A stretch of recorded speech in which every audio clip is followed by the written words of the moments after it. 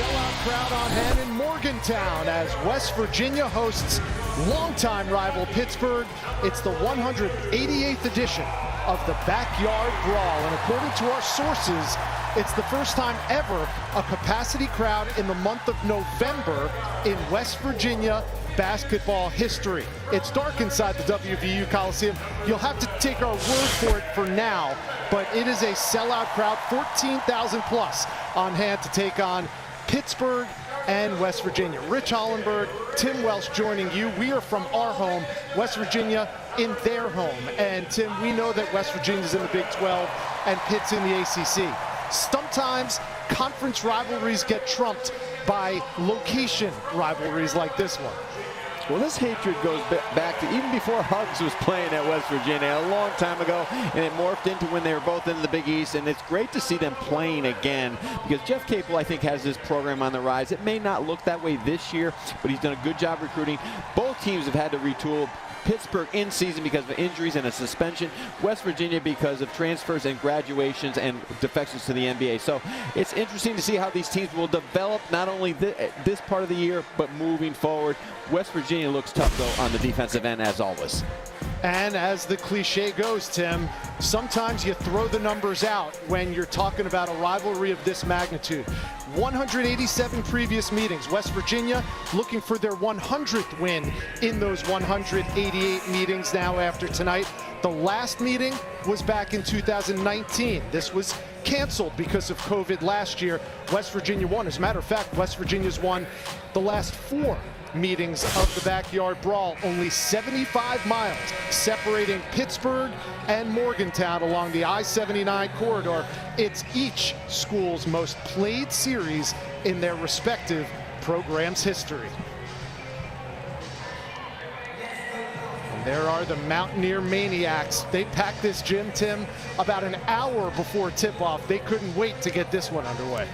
No, they're serious about it. After a year where the crowds were obviously kept down, they filled the house in November. Huggs was pretty proud of that earlier when we spoke to him, that we've got a sellout in November, and a credit to both coaches to stir this rivalry up again. You can see it's great for college basketball in the area, and it's also gives both coaches an opportunity really early in the season to get a good gauge on their team against a quality opponent. Last year, the West Virginia Mountaineers finished at 19-10 overall, tied for 3rd in the Big 12 with an 11-6 conference record. 10-12 for the Pitt Panthers, 6-10 in the ACC. Isaiah Cottrell, number 13, in old gold, will jump it up for West Virginia. And number 15, a super senior, as they call him, or a grad transfer, Mohamedou Guy, jumps it up, and Pitt controls the opening tip in their road blue uniforms. The officials tonight, Kip Kissinger, Mike Roberts, and Jeb Hartness. And already the first turnover forced by the West Virginia defense. Well, if you put that ball on the deck against West Virginia, you better make sure you know where you're going. Wasted dribbles will not get you anywhere against this defense except a turnover. West Virginia forced 25 turnovers in their season opening win against Oakland. There's Taz Sherman on the wing. Gives it up to Jalen Bridges, number 11 in gold at the top of the key.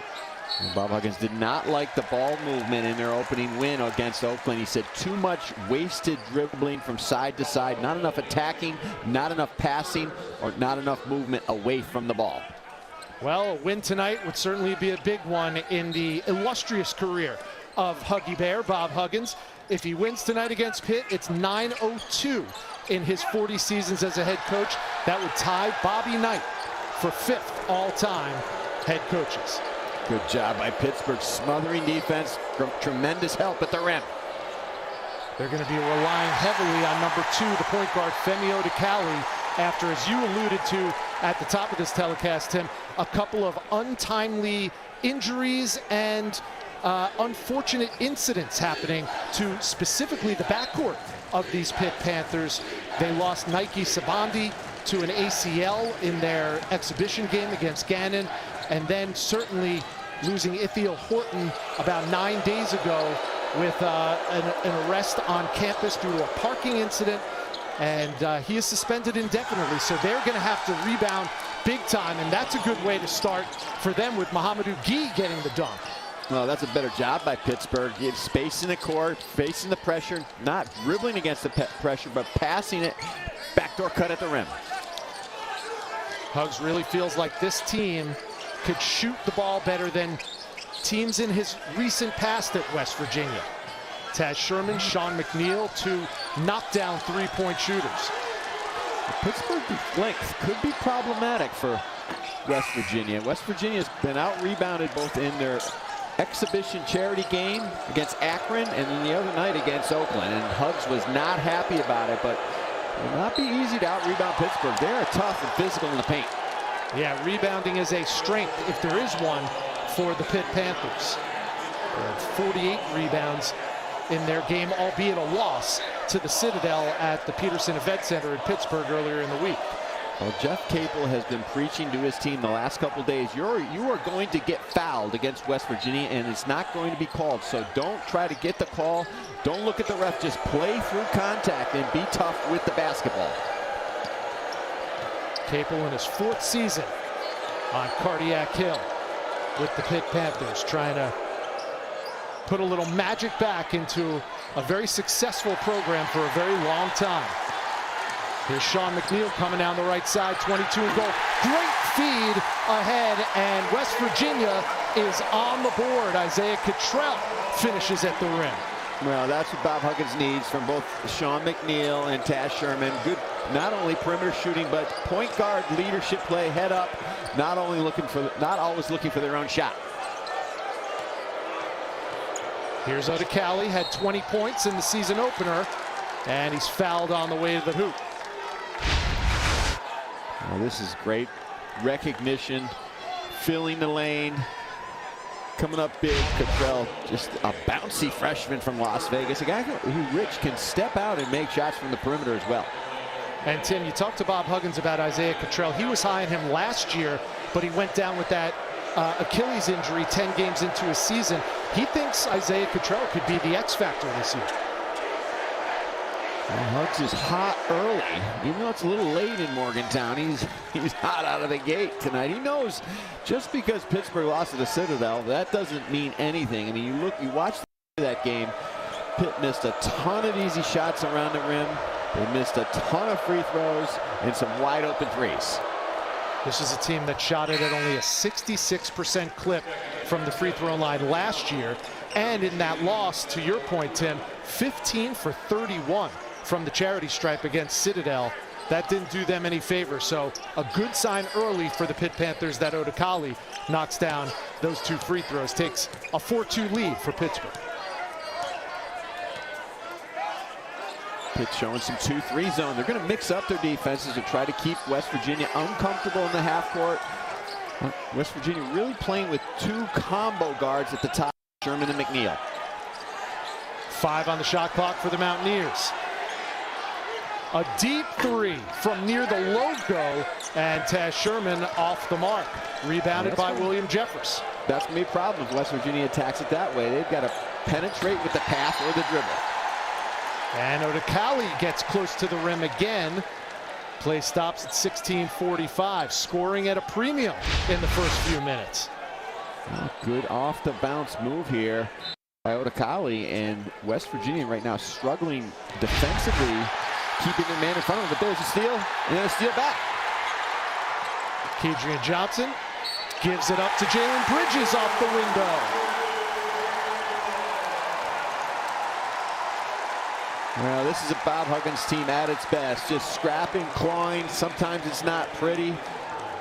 Finding a way to put their nose on that loose ball, and Bridges just staying with the play, attacking the rim, finding that gap down the lane.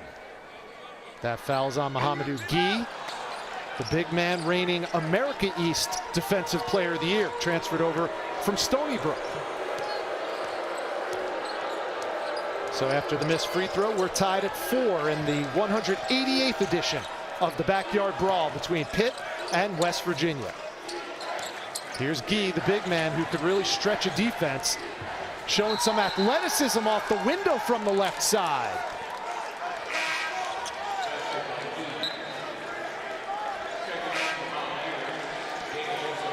McGee at 6'10", putting the ball on the deck from the top of the key with a little crossover move, and you have to give him a little space out there on the perimeter because he can go right by you with that length.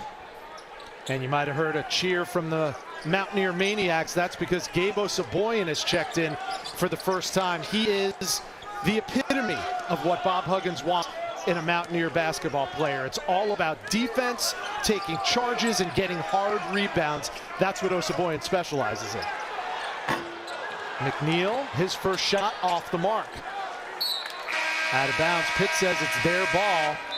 We have a stoppage on the clock, 15:54 to go, and the first timeout with Jeff Capel and his Pitt Panthers up too early on the road in Morgantown. Alongside Tim Welsh, Rich Hollenberg. We are calling the games from our living rooms, respectively, but it is a packed house inside WVU Coliseum for the 188th edition of the Backyard Brawl, and it has been a brawl in the first 4+ minutes. Tim, what stands out so far? Well, Pitt's energy and their ability just came out of the gate after a real disappointing loss in their home opener to Citadel, just playing with confidence and toughness, physicality, length, and energy. And what you just saw there from the West Virginia offense is what Bob Huggins has been bemoaning in the opening days of this season. He feels like he needs scorers around the rim and hasn't quite found that yet. Short jumper is good, and Femi Odekali's got 4 points early on. Well, Pitt's guards are very big, and right now they're taking advantage of their size. They're trying to get into the lane, and they're shooting right over West Virginia's defenders. Sherman calls his own number. First two of the game for Taz Sherman, preseason All Big 12 honorable mention. Again, though, that was a very difficult shot. Pittsburgh's defense is right up in the grill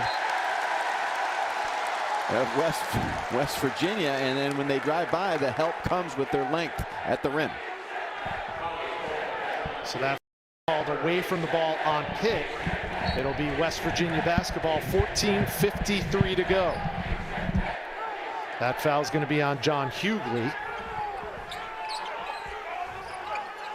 as the Mountaineers look to get back-to-back buckets for the first time tonight.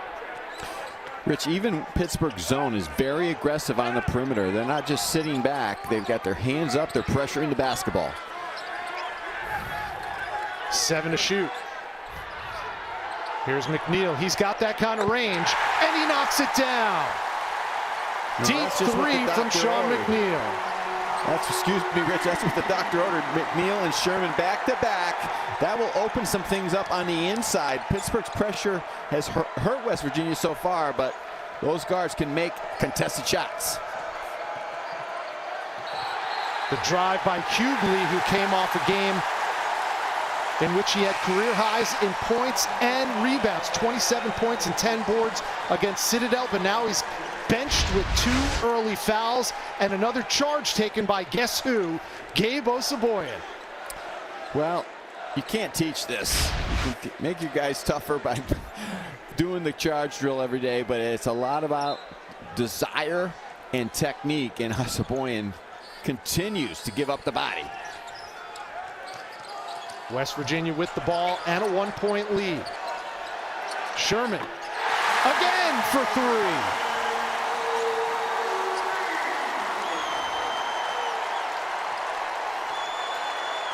That didn't happen in the Oakland game. Oakland gave them some open looks, but they didn't connect. But tonight, they're starting to find their way.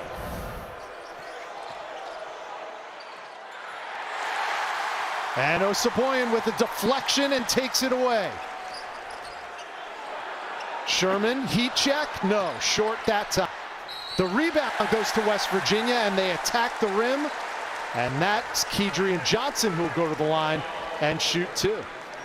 Yeah, the little things, the little plays, but you see Pittsburgh now having to extend their defense, opening up things on the perimeter on that missed shot, and Johnson with the second effort in the lane. West Virginia in the midst of an 8-0 run to take this early 4-point lead against Pitt, 12-8. And Kedrian Johnson can't add to that. 6'3" senior out of Dallas by way of Temple College. came over via the JUCO route, where he led all of JUCO basketball in scoring before he came over to West Virginia. 25.5 a game for Kedrian Johnson. So he could fill it up, just hasn't shown the ability to do that yet with the Mountaineers. That ball gets thrown out of bounds, an errant pass by Guy, and it's going to be West Virginia basketball. No, this was a concern for Jeff Capel, being able just to handle the pressure over a 40-minute period. And with their lack of guard depth, they've got to be real solid, keep it simple. If they get an up and down game with West Virginia, it's going to be a problem.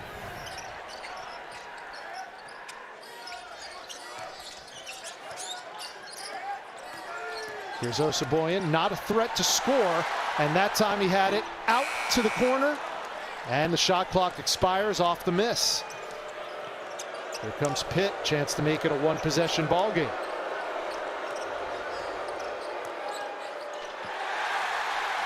Stolen away. That West Virginia defense aggressive at midcourt.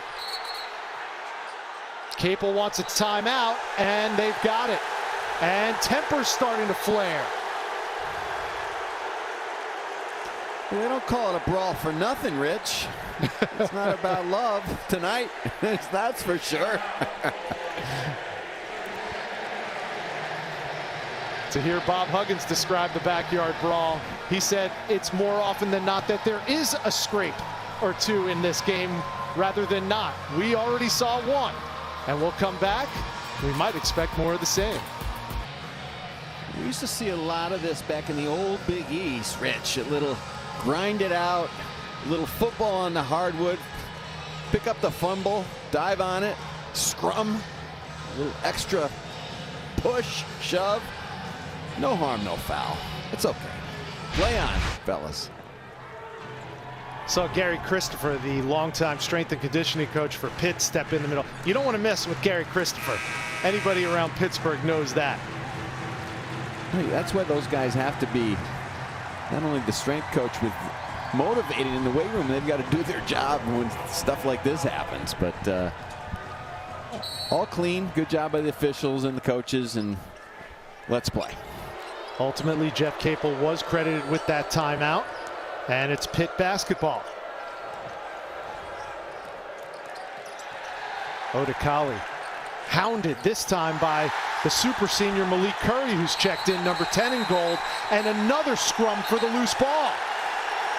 And the officials have got to get this one under control, or it's going to get out of hand in a hurry. Well, we're going to take a look at this one now. First of all, Pittsburgh trying to dribble way too much. He kind of just slips. But too much dribbling against this pressure. Pittsburgh doesn't have enough good ball handlers. They've got to attack. Odekali just trying to make a play off a little ball screen. Really just kind of lost his balance out on the floor. But give both teams credit, though. When that ball goes down, they want it. Couple of Conference USA expatriates getting the job done for Bob Huggins. Malik Curry, number 10 from ODU. And of course, DeMont Carrigan played some ball at FIU last year. 12-8 West Virginia. Now the Pitt defense shows up. William Jeffress with the deflection out of bounds off Taz Sherman. It'll be Pitt basketball. Well, both teams doing a great job, not only contesting passes, but contesting every bounce, every dribble. As soon as the ball comes over half court, a lot of ball pressure, a lot of wing pressure. Both teams need to settle down a little bit, set some more screens, space the court, maybe use some more dribble handoffs than they have.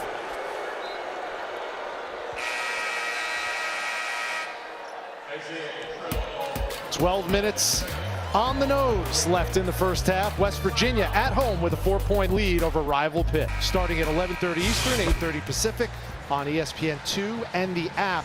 Between Gillespie and Tiger Campbell for UCLA, Tim, that is a terrific point guard matchup. And speaking of point guards, Femi Odekali's on the bench now, getting a little hot under the collar earlier in this game. What's the Pitt offense going to have to do to overcome his absence? Be very settling down, settle themselves, space, use the clock, make West Virginia make a mistake, and don't take contested shots like that unless you can make them in their face. And a great job by Santos, popping from downtown. The only true freshman on Jeff Capel's team, Nate Santos, the freshman out of Illinois, knocks down the first 3 for the Pitt Panthers tonight. They're within 1.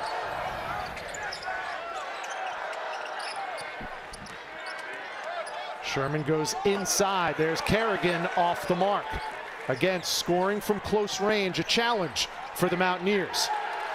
Not so much for Dan Oladapo, who gives Pitt the 13-12 lead with his first 2. Pittsburgh, again, continues to play, Rich, with a lot of confidence on the offensive end. It's not always pretty or maybe designed by Jeff Capel, but they're just playing tough, and that guy's tough. On a fadeaway, contested. Catch and shoot, second 3 of the game for Sean McNeil. And here's another steal at the other end. Curry with the left hand. And that's going to be the problem with Odekale on the bench. Just handling this pressure off the bounce. They've got to space it. They've got to try to set more ball screens, more dribble handoffs, try to just get some movement and move the defense and get the ball moving from side to side. Now 9 Pitt turnovers, and it's translated into 10 West Virginia points. But William Jeffress has an answer at the other end. Well, confidence, that's the key. They're making shots under duress. I wouldn't want to try to do that the entire game. They've got to continue to try to get the ball in the lane. Curry, tough shot off the window. Back-to-back buckets for Malik Curry. Well, Bob Huggins said he's going to be very important as a backup guard for them. He can come in and play both positions, but kind of settle them down. He gives them a different look at the point off the bench. He was second team All-Conference USA last year with ODU.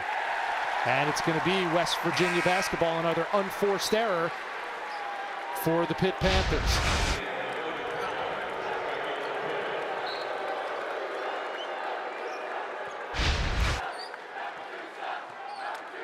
Now Curry controlling the point. West Virginia up 4, under 10 minutes to go in the first half of the backyard brawl. And that's an offensive foul called on Curry. Well, when you go from ODU, and they've got a great program there, but it's not the same level, obviously, every night in, night out. And you gotta learn how to play at this level. A little nothing right there, in my opinion, Rich. I think Bob Huggins would agree with you on that, too. And a traveling violation called. Gabe Osaboyan making his presence felt yet again.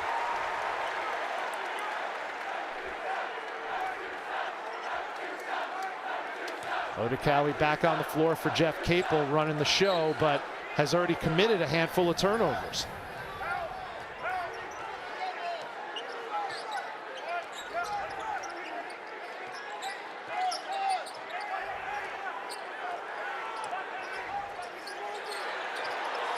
McNeil thought about the deep 3. Instead, he pulls up from 2 and knocks it down. Third field goal of the night for Sean McNeil. He leads all scorers with 8. Well, that's just good offense and good recognition. McNeil just waiting to get the defense off balance and doesn't need much room on the step back.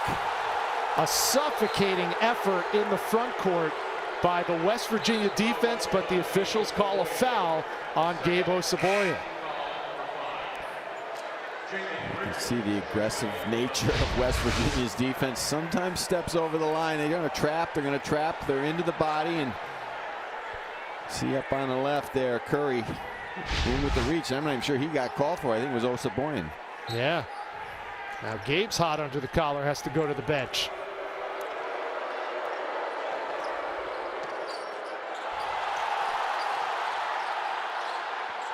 Nice shot fake from Oladapo, but he turns it over. Just nowhere to go, though. You've got to have a feel. When you draw 3 defenders, someone has to be open on the perimeter for the driving kick. Curry feeling it, the lefty from the left side.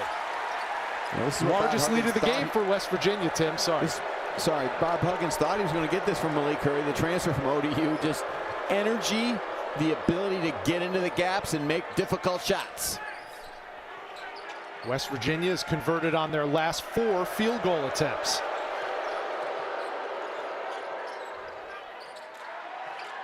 Here's Santos. Can't repeat from three. That time it's way off the mark. And a heads-up play by Taz Sherman.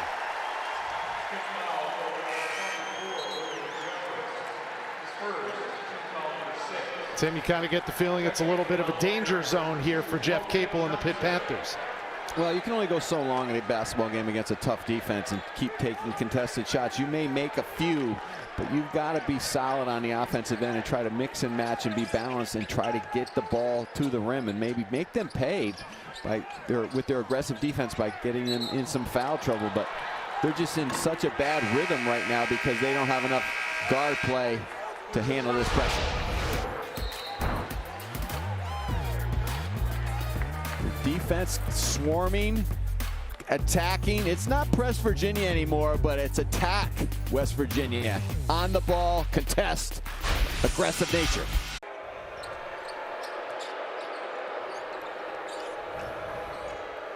Back in Morgantown, the West Virginia Mountaineers at home against the Pitt Panthers in the backyard brawl with an 8-point lead, 7:45 to go. And the follow by Pitt cuts that lead to two possessions. Well, that's what Bob Huggins was talking about after their win over Oakland. He just said, listen, we don't rotate, we don't put bodies on people, and we don't give enough effort on the defensive glass, and that has to change. Loose ball, and Sean McNeil comes away with it. McNeil with an early 8 points, looking for more, and it's off the rim. Saved by West Virginia. McNeil has a great ability just to make a quick move and create space without a lot of wasted motion. He's not the quickest guy in the world, but he knows how to find a shot. And how about that shot? Another clean jumper, and all this talk about this being a good shooting West Virginia team starting to show itself out in the first half here. Kobe Johnson with his first bucket. Right, Rich. You look at the stats from the other night, you say, they're a poor shooting team, but that's not true. Bob Huggins knows they have a lot of guys that have the ability to make shots. Sometimes it takes a team a couple games into the season to find their rhythm. Mohamedou Gueye answers back. He has 6 points to lead the Pitt Panthers in the first half.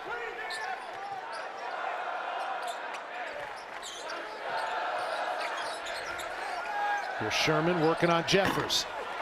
The three ball, no good, and the weak side rebound goes to the Panthers. Bob Huggins not happy the ball didn't change sides of the floor. Kind of a quick contested shot. Here's a leak out, and Johnson's got another bucket. The freshman from Canton, Ohio, Kobe Johnson with 4. Giving them a lot of energy off the bench. Made that perimeter shot and presence of mind in transition to get ahead of the field.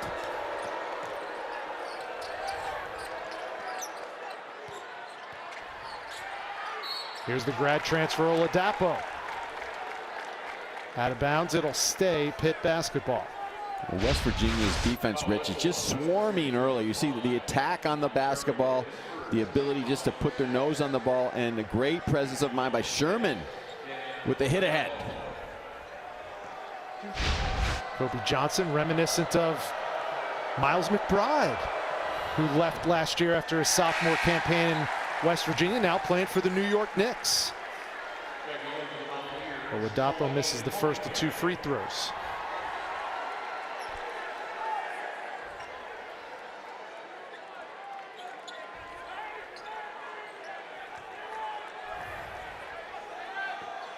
Well, Bob Huggins very complimentary of the roster that Jeff Capel has in some ways been forced to assemble. Again, they're very short-handed on the back of the rotation in terms of guard play, but they are rugged up front. Oladapo is one of those guys.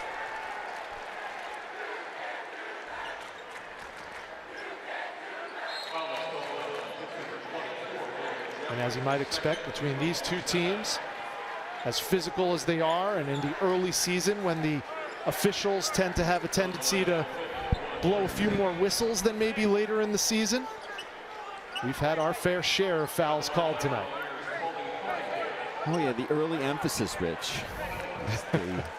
The meetings, the film sessions, the Zooms, they're fresh in their mind. And we get into February and everyone's a little cranky and they don't want to call everything out there on the floor. And the coaches are cranky too. But listen, these officials are doing a good job. This is not easy, a game like this that's so physical on both ends, because you can't call everything, but you can't let it get out of hand. And so far they're doing a good job, but Pitt's really struggling just to even enter the ball to the wing. 13 turnovers now in the first half for the Pittsburgh Panthers. And so far, West Virginia has been able to cash in on those turnovers to the tune of 16 points off TOs. Now it's the freshman Johnson running the point for Bob Huggins. Here's McNeil. Tipped and taken away by Pitt's defense. Odekali got deep in and missed it. More pressure from West Virginia. Here come the Mountaineers. Both teams doing a really good job of just presenting themselves at the rim, and West Virginia has to be aware again of the length of Pittsburgh trying to make those passes in traffic. McNeil measured it up, way short on that one, but Bridges with the offensive rebound, and he'll go to the line and shoot a pair.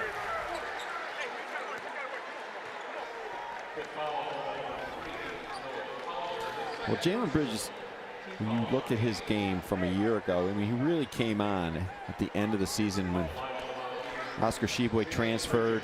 He had to step in, get major minutes, and did a really good job. And Hugs is really looking forward to him stepping up his game, maybe becoming a double-figure scorer, averaging 7-8 rebounds per game. He's an important guy because he's bouncy. He can guard a few different positions, and he's not afraid to put his nose in traffic on both ends.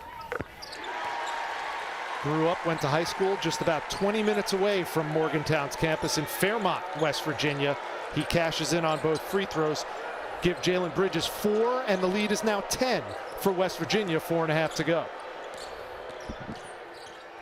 Odekali tried the bounce pass and it was taken away. Another Pitt turnover.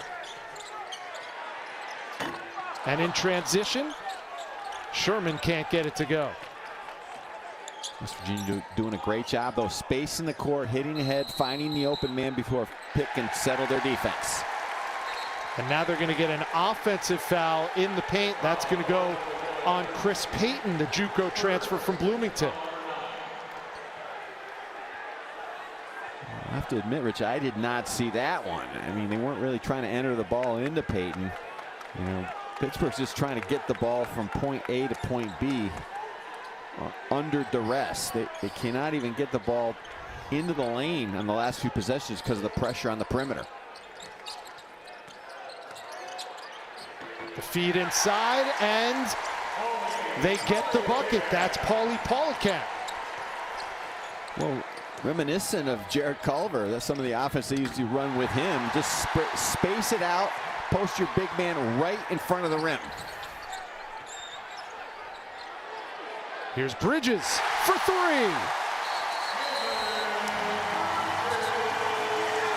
The three-pointers are falling for the West Virginia Mountaineers in front of a sellout crowd in Morgantown. Timeout, Pittsburgh. The lead is up to 15 for the Mountaineers. The Bulldogs looking to get back to the national championship game, and Chris Beard in his first year in Austin doing a terrific job in the transfer portal too.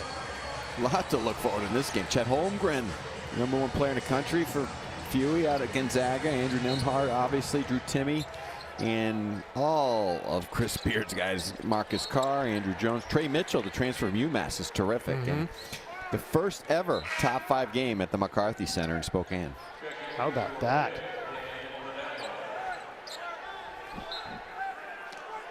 In Morgantown, it's been all West Virginia in the first half. They lead by 15 in the midst of a 9-0 run over the last 2.5 minutes.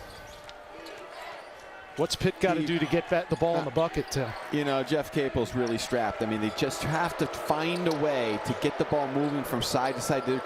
West Virginia's doing a good job. They're really trying to keep the ball on one side of the floor, but you know, one-on-one basketball is not going to do it. As you see, West Virginia just swarming. They're going to get a goaltend out of that one. But They've got to somehow, even by the dribble, Rich, get the ball going from one side of the floor to the other just to change the defense, get the defense moving, and then once they get it to the other side of the floor, to the wing, then they can attack and maybe drive and get some driving kicks.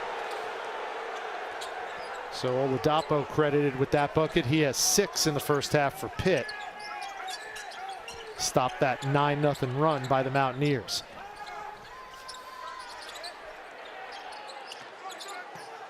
Here's Johnson out to Bridges. 10 on the shot clock.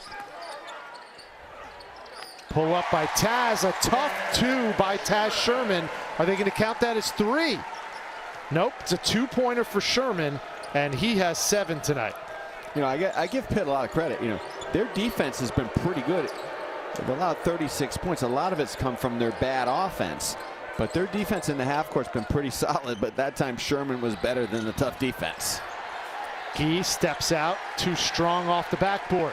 And the rebound to Paulicat.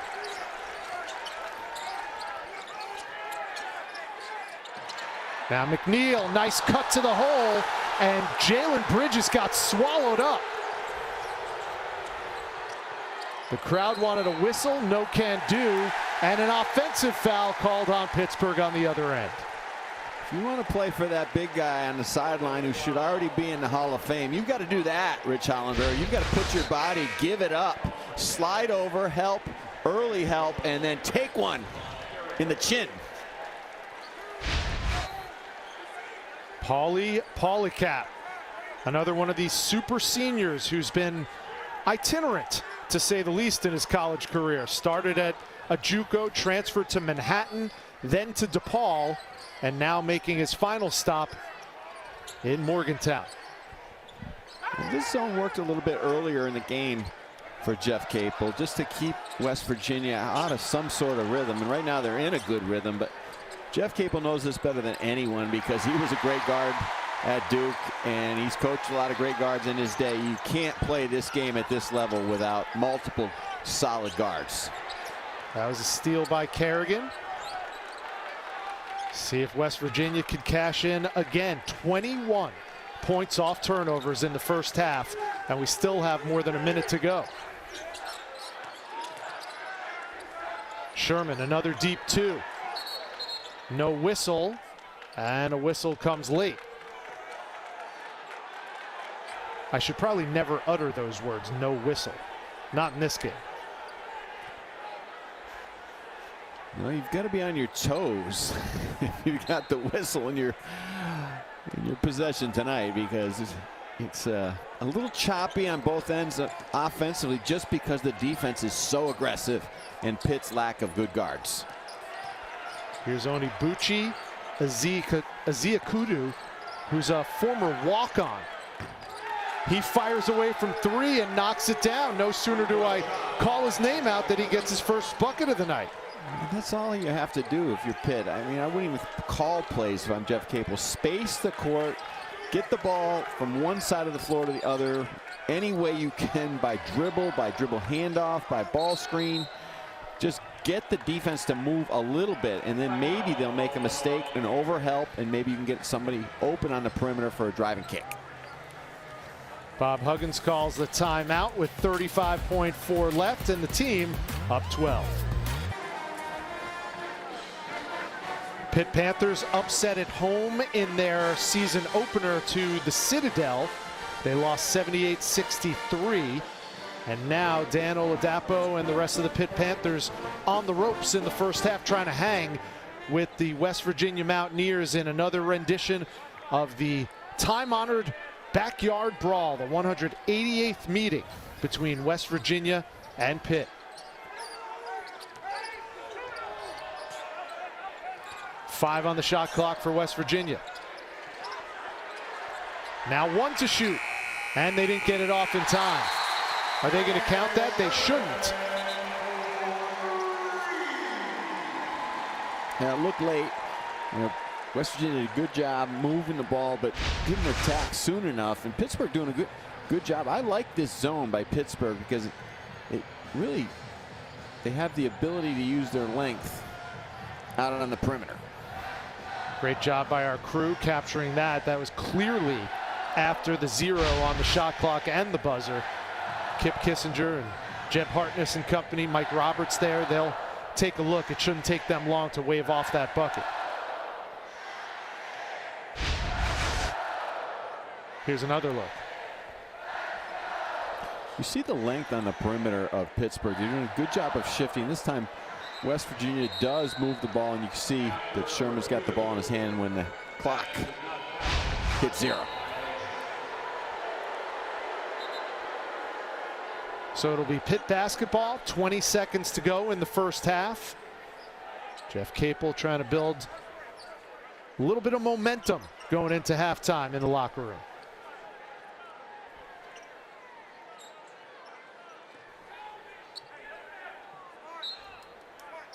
And some full court pressure by the Mountaineers.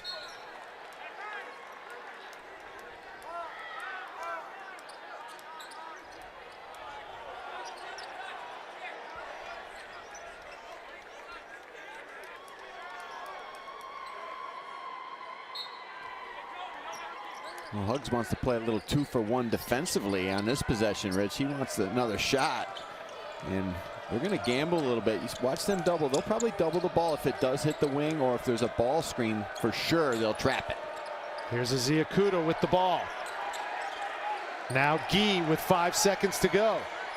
Gee drives, has it blocked. Sherman from beyond half court, and it goes out of bounds. A 12-point lead for West Virginia over their arch rival Pitt Panthers, and a large part of that lead is due to the 19 turnovers forced by the Mountaineers defense, which resulted in 21 Mountaineer points.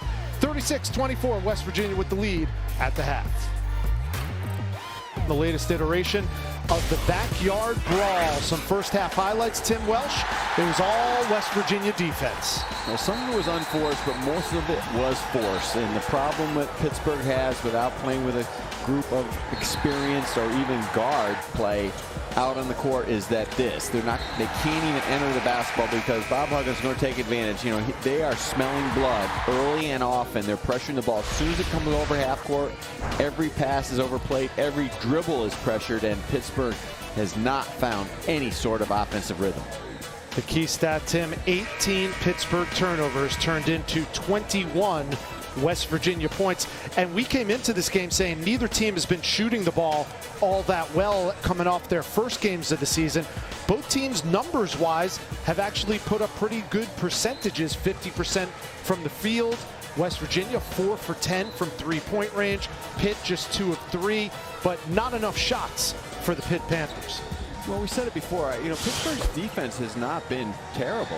Most of West Virginia's shots from the perimeter have been contested, so they've had to make their share of difficult shots from the perimeter. But the problem with Pittsburgh is their defense has led to easy offense by West Virginia. Look for Jeff Capel to get number 23 in blue, John Hughley, involved.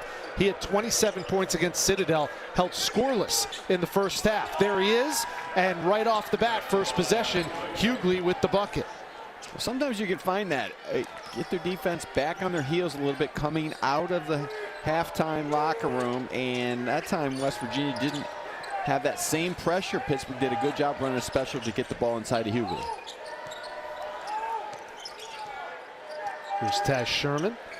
7 points in the first half. Balanced scoring from the West Virginia Mountaineers in that first 20 minutes. Kedrian Johnson with the right hand. That's a darn good move by Johnson, just putting his head down from the opposite wing and finding some opening at the other side of the rim. Now Johnson gives it up, and the throwdown from Jalen Bridges.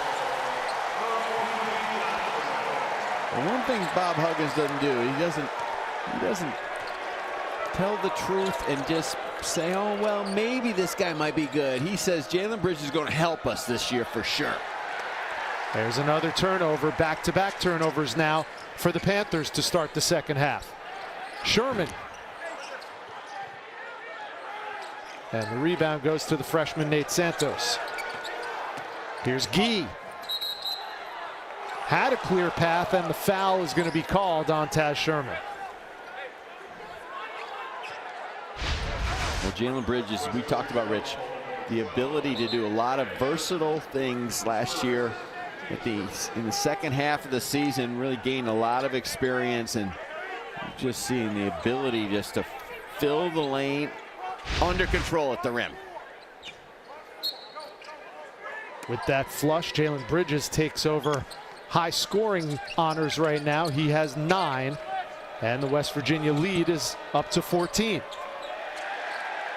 Poked away by Bridges out of bounds, 16 on the shot clock. And Jeff Capel jumped off the bench. He does not like his 6'10" forward out on the perimeter trying to go one-on-one, 3, 4, 5 dribbles. Now the ball in the hands of the only true point guard on this roster. That's Femi Odikali, number 2 in blue. And he is harassed into a near turnover by Kedrian Johnson. 2 on the shot clock. And the West Virginia faithful love the shot clock violation call on Jeff Capel's Panthers. Well, lack of experience, lack of awareness, lack of confidence on the offensive end by Pittsburgh.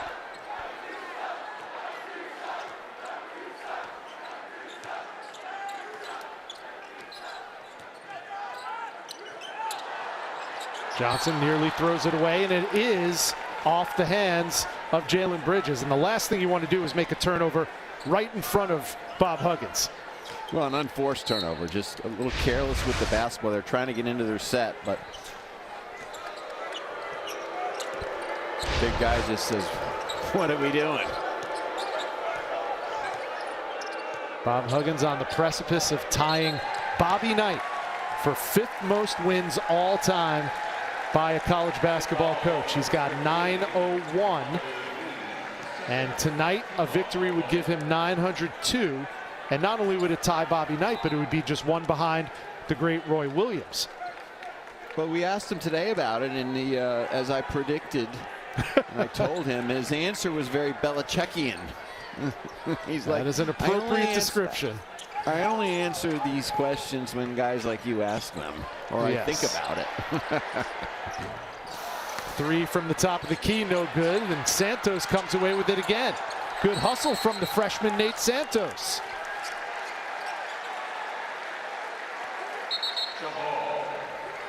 Jump ball, it'll be West Virginia possession. Well, Hugs will think about it many moons from now when he's out on his boat on one of the rivers in West Virginia fishing with his buddies, when he's broke all the records. But he's got a long way to go. In his 40th season as a head coach, 15th at his alma mater in Morgantown.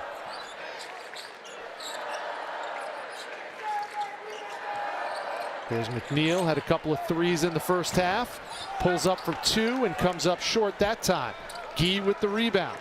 Good job though by McNeil. Again, coming off that little pin down screen, the ability to create off the bounce with just one little move, hesitation, and then the step back.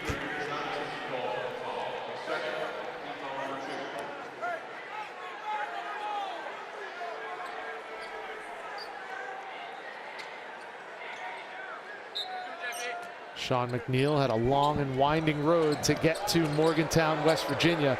Played at Sinclair Community College near Dayton, Ohio.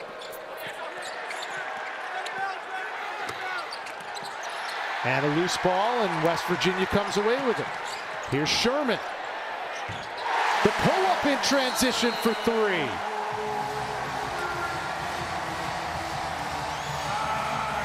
And a timeout called by Jeff Capel before things get out of hands. Just 3 minutes and 20 seconds in to the second half, and West Virginia threatening to pull away.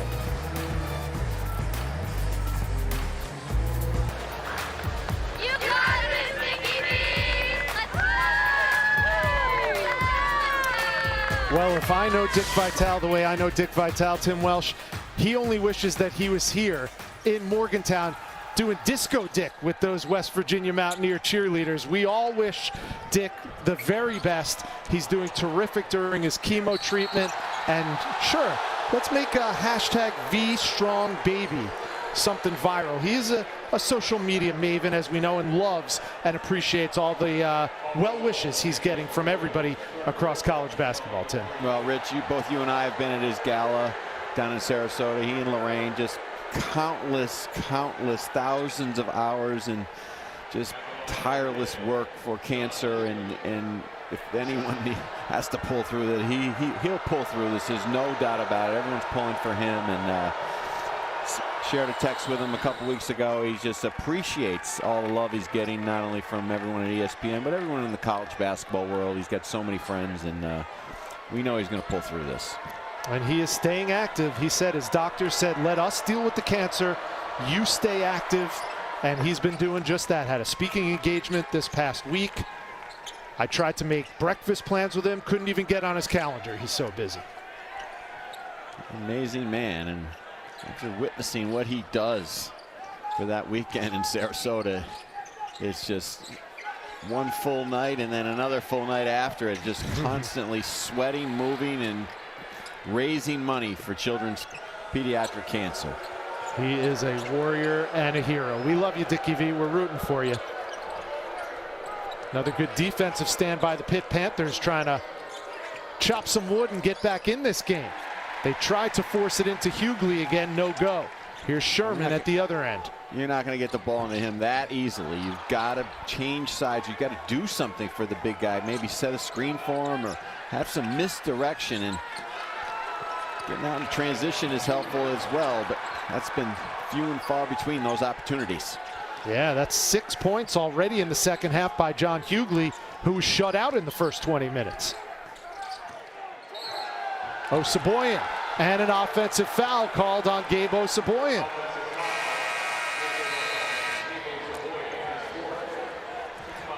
Well, John Hughley's going to get the ball in the low post when he can, but big fella's got to get out and transition a little bit. They have to find any way to get an easy bucket. They're hanging around, though. They're playing tough D. Pitt has struggled in the half court, but John Hughley is a keeper on the offensive end. He's shown that he can be physical around the rim. He's in much better shape this year, as you can see. He runs the floor well. The rim run, the great hands, the ability to carve out space. But the problem has been that Pitt's guards, the pressure West Virginia has put on him, has not allowed a lot of easy looks into the post for the big man. Here's a good long over-the-top pass by Pittsburgh. And Santos with the flush at the other end. 5 for Nate Santos, and all of a sudden, Pitt with another bucket and a stop could make it a single-digit ball game. Well, here's the deal with Pittsburgh. This game almost seems like a blowout, but it's not, because their half-court defense has been real good. The problem has been their offense, but now they're turning the ball over themselves, West Virginia. Panthers in the midst of a 6-0 run to get back in this game with about 5 minutes gone by in the second half.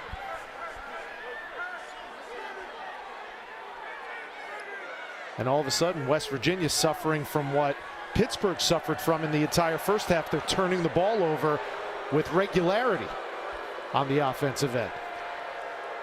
When we had bad teams, teams that couldn't pass the ball, not very good passers, or maybe lacked in that efficiency at the guard spot, we used to try to just not pass the ball, Rich. Just space the court and dribble it. Try to just get the ball on the rim, because to get the ball on the rim, at least you have a chance of getting an offensive rebound. But when you're turning it over and kicking it off your foot or making entries to the wing and they're just overplaying and stealing the ball, that's when you're having a problem, because they're going to get out in transition. But Pittsburgh's defense, I give it a lot of credit. Usually your defense takes a big step back when you can't score or get in any rhythm, but Pitt's defense has not in the half court tonight. Again, with 5 minutes gone by in the second half, a bucket here, and it's a single-digit ball game. Pitt trying to snap a 4-game losing streak to these West Virginia Mountaineers in the backyard brawl. And Damon Carrigan is starting to flex a little bit as things get physical underneath. That foul's going to go on Malik Curry.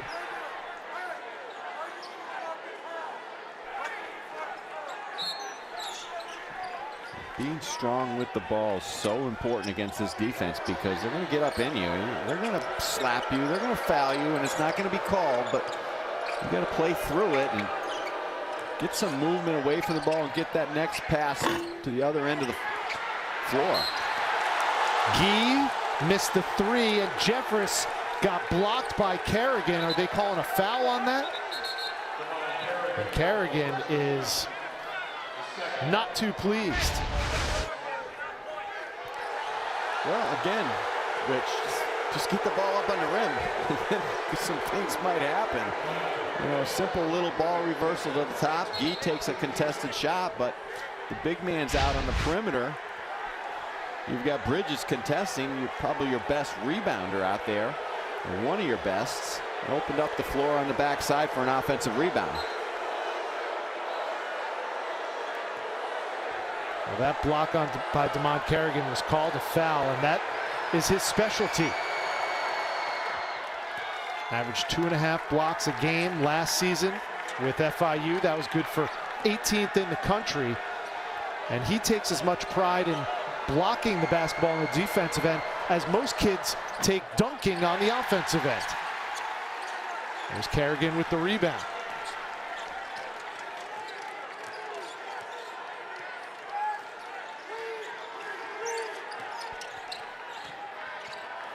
Malik Curry, the fastest player on the floor, with an and one.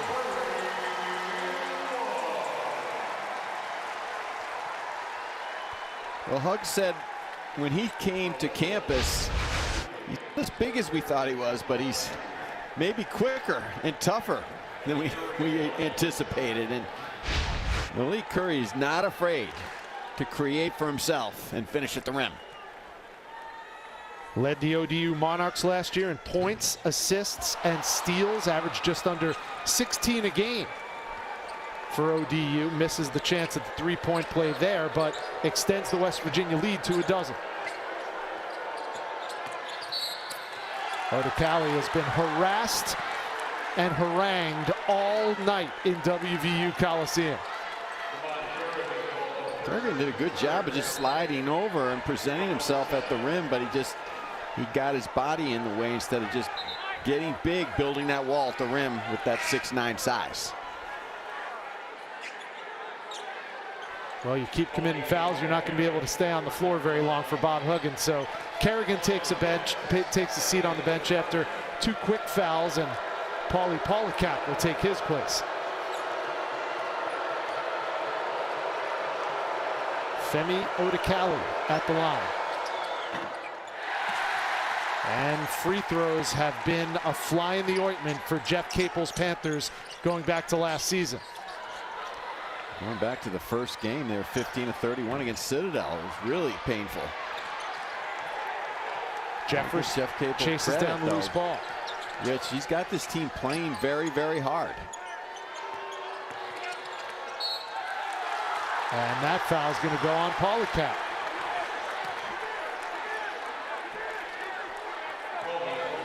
Doing a better job, Rich, now of doing maybe what we said earlier, of ditching the pass. Let's just put our head down and try to get some fouls at the rim. Now they've got to convert at the free throw line. Yeah, to that end, already Pitt is in the bonus. We're just under 14 minutes to go in the second half.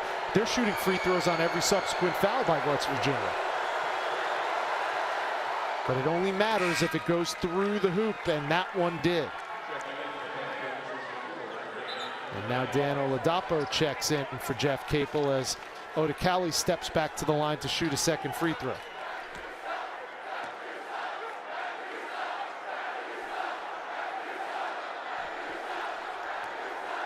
.65 sophomore out of Brooklyn, New York, Femi Odekale. And he goes 1 for 2 that trip.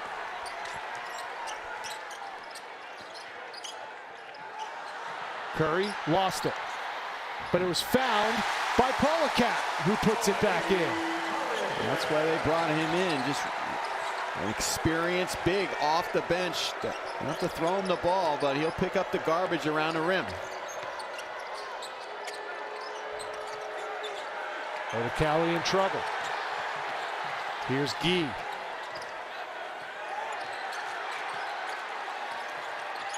Try to backdoor it, stolen away by Sherman.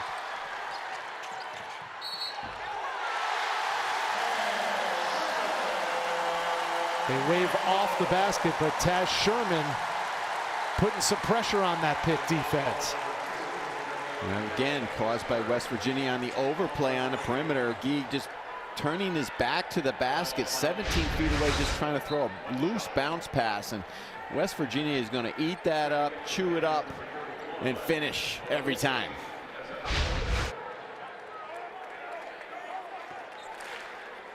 So the foul goes on Odekali.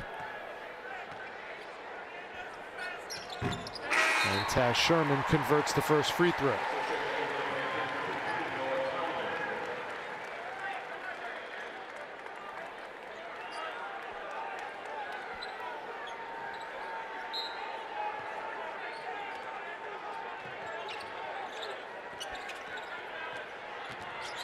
I guess I stand corrected. They did count that basket by Taz Sherman. The extra free throw gives him the three-point play, and now it's a 16-point West Virginia lead.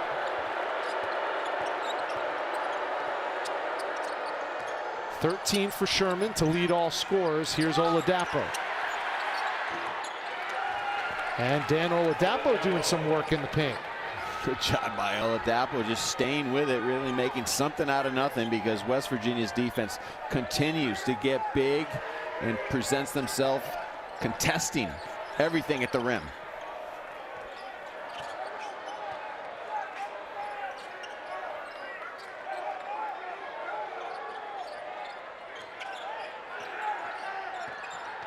Here's Curry. Drive and kick. Bridges for three, and that matches the largest lead of the game for West Virginia. Well, West Virginia's really starting to get into an offensive rhythm now, sharing the basketball, getting out in transition, finding the open man on the driving kicks. And Tim, now we're seeing a little bit more press Virginia from Bob Huggins. Well, press Virginia, in your face Virginia, contesting everything off the bounce and sharing the rock on the offensive end. And your families. Alongside Tim Welsh, Rich Hollenberg. WVU Coliseum, the site for the 188th meeting between Pitt and West Virginia in what they affectionately know as the backyard brawl. And it has been a brawl tonight, a low-scoring contest, but West Virginia has led through most of this contest, and they now match their largest lead of the game, Tim, 53-36. Well, consistency has been the issue. West Virginia on the defensive end, every possession they continue to do that, overplay and make Pitt very uncomfortable.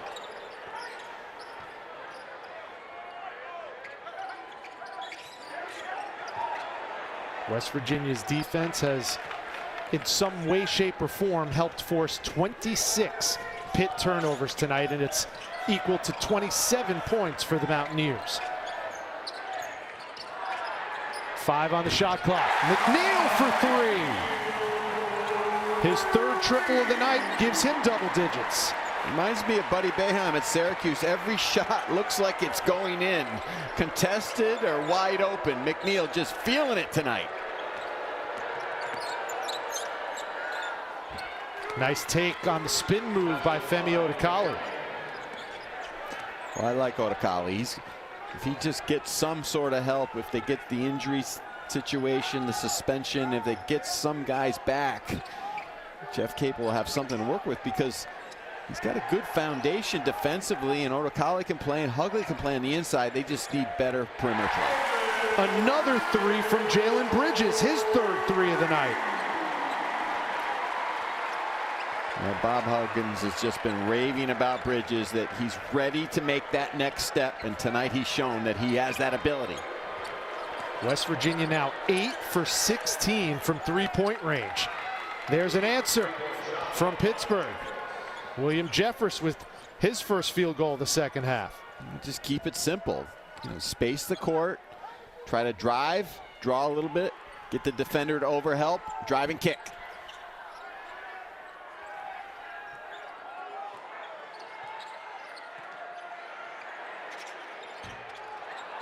That one off the mark, the offensive rebound, a fresh 20 seconds for the Mountaineers.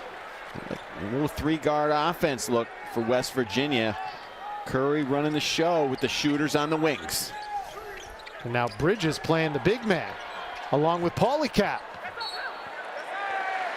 Kip Kissinger says it's going to stay Mountaineers basketball. 9:35 to go and a 19-point West Virginia lead.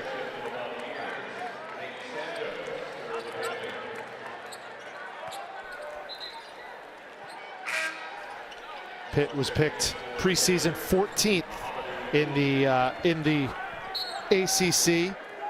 Only Boston College was picked below them. So big picture Atlantic Coast Conference for me, Tim. Obviously, Duke has shown already that they are going to be a contender.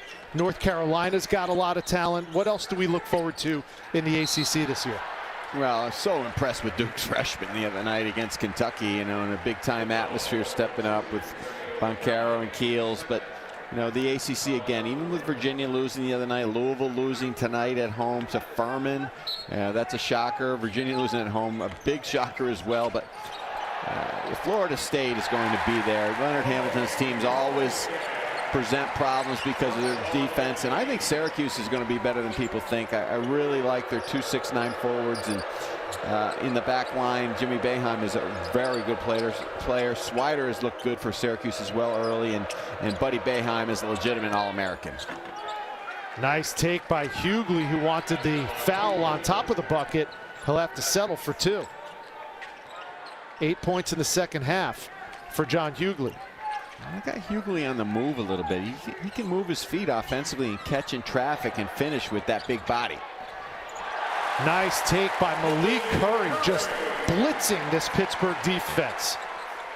Bob Huggins has given him the keys to the car here in the second half and putting the shooters on the wing. There's space in the court, and he is taking advantage. So we talked ACC. Take me inside the Big 12. A lot of big-time teams. Kansas, Texas is coming up tomorrow night against Gonzaga. What do we think about the Big 12 standings? Well, let's start with the defending national champions. Everyone's forgetting about Baylor already again, as they always do. And I would not be surprised if Baylor makes another run deep into the tournament. The program now is at that level with Scott Drew. Of course, Kansas looks special. Bill Self he's got a powerhouse team. They're deep, they're athletic, they've got an ability to score, they shoot the ball well. And then Texas, you know, how good will the transfers all fit in? How will they mesh? And my guess is they will mesh perfectly, because Chris Beard will make sure that happens. And even though Chris Beard left, he didn't leave the cupboard completely bare at Texas Tech with Mark Adams taking over. They were preseason 4th in the Big 12. Well, Mark Adams says, we're not rebuilding here, we're reloading. And I wouldn't doubt that either. Well, that's the beauty of the beginning of the season. A lot remains to be played out. West Virginia up 21 on Pitt. Virginia shooting 54% from the field, and that's due in large part to the point guard play of Malik Curry, Tim. When we talked to Huggs today about Malik Curry, we asked him how has he been? Has he adjusted? He said he's been real good, and you can see why Huggs likes him. He's very active on the defensive end. He gives him that true point guard look, the ability to run the show, push in transition, get others involved, but also make plays for himself. He's got 10 points tonight on 5 for 5 shooting. Here's Gee off the shot fake. Mohamedou Gee, for a 6'10 grad student out of Stony Brook, showing some things. I like Gee, and he was good at Stony Brook, but obviously the defense, the size is much different at this level. I think he'll make that adjustment. You can see he's got good ability to step out, good ball handling ability. Just got to figure out when to go, when to slow. Here's Bridges, who has a few threes. This time he gives it up to Kedrian Johnson. That's blocked by Jeffers. 2 on the shot clock. And it's off. Didn't touch rim, so it's a shot clock violation. You know, Rich, it's not like your typical recruiting, obviously, this transfer portal that we're involved in at this point, because you've got to make quick decisions, because these kids want to make quick decisions. So sometimes you take a player and you take them off tape, or you take them off what you talked to when you talk to other coaches that have played against them, and it's not a perfect science, so you don't always know if they're going to be able to come in and help you. But so far, Curry looks like he's a keeper for West Virginia. And you saw those transfers for Jeff Capel and the Pitt Panther program. one of the key ones, Jamarius Burton, still hasn't played yet. He just got in his first practice this past week. He's not ready to play in a game, but he's getting there. And Jeff was lamenting the fact that they had 28 practices already, but not one with a full complement of his roster that he expected coming into this season. Well, he can't get there soon enough because he's exactly what they need. And they needed just another guard, another guy who can go make plays from that wing. A guy who's confident, has played at this level, and he's not going to be afraid against anybody out there on the floor. Just can go get a bucket. Jeffers hits the first of 2 free throws. He has 6.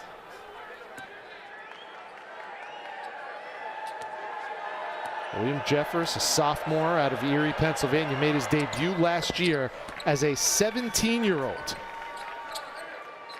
Second youngest player in basketball last year, now 18, and in his second season with Jeff Capel in the Pitt program.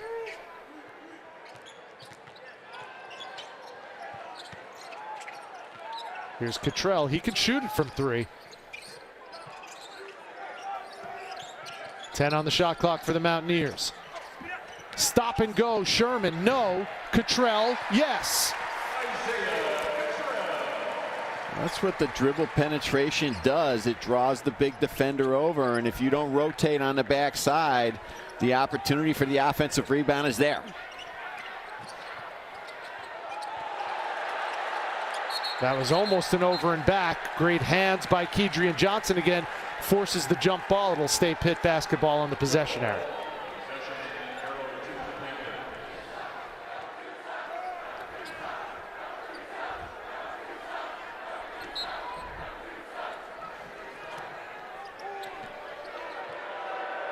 Well, it's good to see the Mountaineer Maniacs are in midseason form already, just 2 games in. And they call a traveling violation. It's been that kind of night for Femi Odekale. Well, they weren't able to do this last year.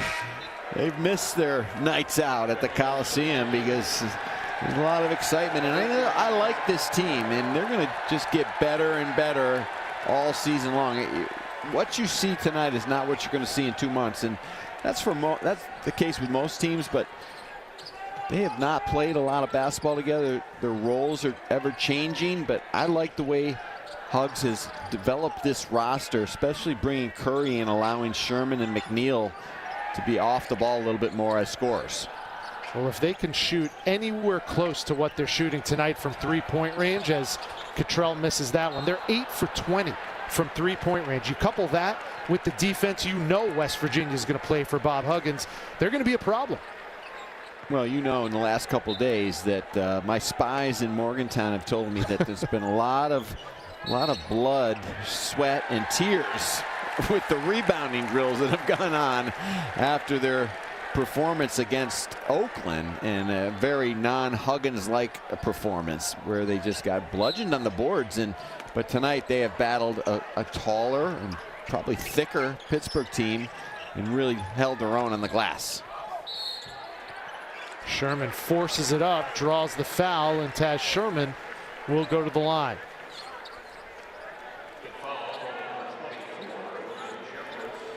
This Pitt team's they're not falling apart, and they have struggled on the offensive end, but it has not affected their half-court defense. You could see the team unity is still there. Their body language is good, so Jeff Capel can build with this. You know, he's an experienced coach. We all know that from his days playing at Duke, coaching at Oklahoma, back coaching at Duke with Coach K, and he's not going to panic. He's going to hold this ship together. And last year they started out 8-2, finished 2-10, and they had some fracturing going out on the court. I think some guys didn't get along.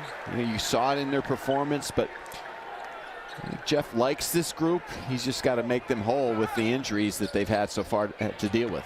Yeah, they lost their top 3 scorers, 4 of their top 5 scorers, including Justin Champagny, who led the ACC, now playing with the Toronto Raptors. Xavier Johnson, their point guard, left, and Audis Toney as well. So this is, in a lot of ways, a completely new Pitt program coming into the 2021-22 season. And it was interesting. You can't help but ask about Coach K when you talk to Jeff Capel. He was tied to him so closely, and now with it being Coach K's final go-around in college basketball. And I said, what's the main thing that you learned from Mike Krzyzewski? And he said, I remember as a player and even as a coach, the one thing that Coach K always stressed was it's not enough to just be good. You have to fight to be good. You can have all the talent in the world, but you still have to have the fight to be as good as you could possibly be. And that's what he's trying to instill in these young Pitt Panthers. Well, I'll tell you, his team fought the other night in the Garden, and what a great atmosphere. Two powerhouse teams look to be back in the national spotlight again. There's no doubt about it. Kentucky's back, and so is Duke. How about that? Taz Sherman with the big throwdown. Nice feed from the free throw line, and sharing the sugar are the West Virginia Mountaineers.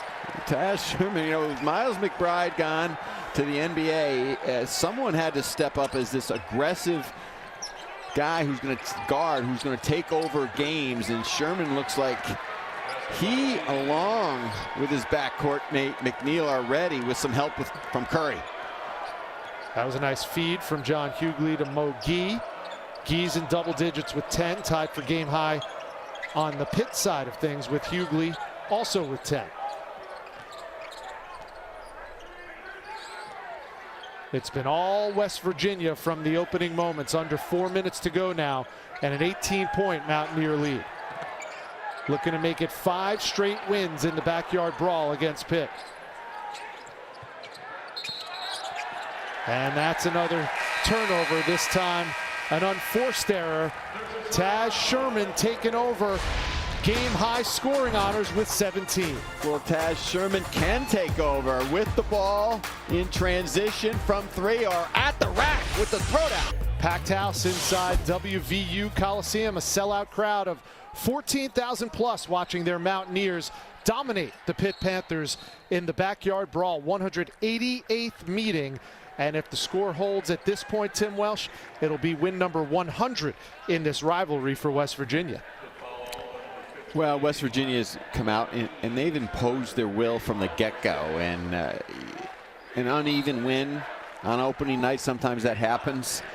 But they were ready to play tonight on the defensive end of the floor. And then they really got their offense in a good rhythm, shared the ball, good balance on scoring. They've got good bench support as well. And Huggs is really trying to find his rotation. But I think he's got a lot of guys off the bench that can help him for bits and pieces. But this team's going to be built around Sherman, McNeil, and Bridges for sure.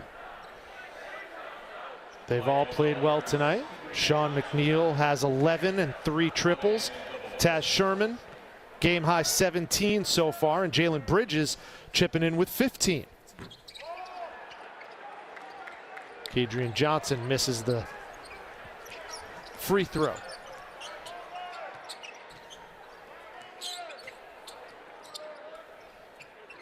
Here's Hughley. All 10 of his points have come in the second half.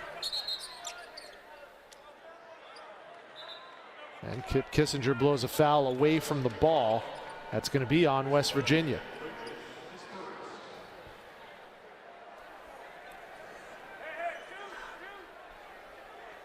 .318 away from win number 902, Tim. Well, they've earned this game tonight, and you know Bob Huggins knew. We asked him about Pittsburgh, what he thought. He said they're intriguing. He said, an interesting team. They're so big.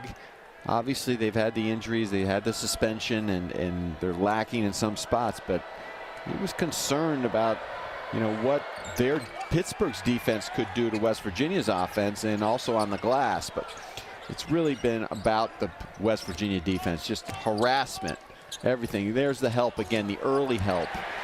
He was concerned about that in the Oakland game. They didn't give good enough early help. They weren't covering the gaps. And when a team takes the ball into the gaps, you have to come and find that dribbler early before he gets an angle to the rim. And West Virginia has done that tonight. Turnover's a big tale of the evening. And there, all alone, is Kedrian Johnson. Johnson and Curry off the bounce, finding a way to get all the way to the rim. Gee. Try to force it inside, got it to Hughley, who's got a dozen. If they find a way to run some things through Guy at the top of the key, kind of as a point forward. I think he can be a good player in the ACC. You just got to make sure he limits some of that wasted motion, those wasted dribbles that cause him to turn the ball over. That one's out of bounds. Just over 2 minutes to go before this one is official. 71-54. West Virginia looking to go 2-0 on the season before they head down to Charleston, South Carolina to partake in the Shriners Charleston Classic. And at this point, the only ranked team in that field of 8, surprisingly to some, would be the St. Bonaventure squad. That's in the top half of that bracket. That's a three-pointer. Mark Schmidt's team is always very, very good, very underrated. But this year, they're not so underrated, coming out of the gate ranked. Most people think they're the favorite in the Atlantic 10, and it'll be, they'll be down there. It'll be great to see them, and how they'll match up against the Clemsons, the Boise States, and West Virginia as well. Kyle Lofton and company, off a successful year last year, looking to capitalize again this year. Veteran team Mark Schmidt's got in the Bonnies. Here's Hughley again, all alone. What a half it's been for John Hughley. 17 points in the second stanza. Well, let's still give the big guy a little bit something to be ornery about tomorrow in film session, so he can keep them on their toes. Some of these late dunks by Pittsburgh, but Jeff Capel's got to go back to the drawing board and try to build off this, because they did play very hard. They played tough. It's just hard to play against this defense when you don't have a group of good guards. Well, the three-pointers were falling tonight for West Virginia. If there is one weakness that was exposed yet again, it's the rebounding story. They're going to be out-rebounded by Pitt tonight, and that makes 3 straight games. The one exhibition against Akron, game opener against, season opener against Oakland, and now tonight against Pittsburgh, where West Virginia has been out-rebounded, and that in the last 15 years that Bob Huggins has been in West Virginia does not happen very often. No, but when you watch tonight's game, though, they're extended so much on the perimeter that you've got to say, listen, we played our tail off on the defensive end of the floor. We'll correct some of our techniques, some of our effort plays, but I would have to give West Virginia an A or an A+ with their effort on both ends of the floor tonight. Mountaineers go 9 for 22 from three-point range. That's 41%. They shoot 51% overall against the Pitt Panthers. And it's academic at this point. The final score in the 188th meeting between West Virginia and Pitt in the backyard brawl. The Mountaineers win it on their home floor. The final score 74-59, and that gives Robert Huggins win number 902 in his 40 years as a college basketball head coach, tying Bob Knight for 5th all-time, now just one shy of tying Roy Williams for 4th all-time. That'll do it for all of us at ESPN from Morgantown, including my broadcast partner Tim Welsh. I'm Rich Hollenberg saying so long, where the West Virginia Mountaineers come out on top in the backyard brawl against their rival, the Pitt Panthers. The final one more time: West Virginia 74, Pittsburgh 59. Win number 902 for the future Hall of Famer Bob Huggins.